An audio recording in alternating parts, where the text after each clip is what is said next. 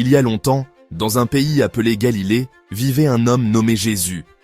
C'était un enseignant qui parlait aux gens de l'amour de Dieu et de la manière de vivre qui plaisait à Dieu. Jésus est devenu célèbre pour sa sagesse et les miracles qu'il a accomplis. Des gens de partout venaient l'écouter parler. Un jour, Jésus vit une grande foule de gens venus l'entendre. Il décida de monter à flanc de montagne pour que tout le monde puisse bien le voir et l'entendre. Ses amis les plus proches, appelés disciples, sont également venus.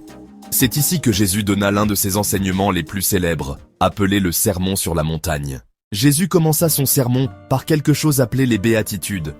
C'étaient des bénédictions qu'il adressait aux personnes souvent négligées ou qui traversèrent des moments difficiles. Il dit des choses comme « Bienheureux les pauvres en esprit, car le royaume des cieux est à eux, et bienheureux les doux, car ils hériteront de la terre. » Il enseignait que Dieu se soucie de tout le monde, en particulier de ceux qui se sentent tristes, exclus ou traités injustement. Ensuite, Jésus parla de l'importance d'aimer les autres, même nos ennemis.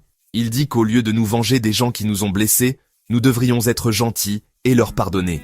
C'était une idée nouvelle pour beaucoup de gens, car ils étaient habitués à être gentils uniquement avec leurs amis. Jésus enseigna également qu'il faut être honnête, ne pas trop se soucier des choses, et que Dieu pourvoit à nos besoins.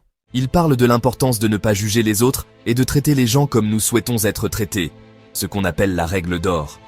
Il affirma qu'aimer Dieu et aimer les autres sont les commandements les plus importants. Il voulait que les gens comprennent que l'amour est plus important que le simple respect des règles. Après que Jésus ait terminé son sermon, les gens étaient étonnés. Ils n'avaient jamais entendu quelqu'un enseigner ainsi auparavant. Les paroles de Jésus étaient pleines de gentillesse, d'espoir et d'amour. Le sermon sur la montagne est encore très important aujourd'hui. Il nous apprend à être gentils et bons les uns envers les autres.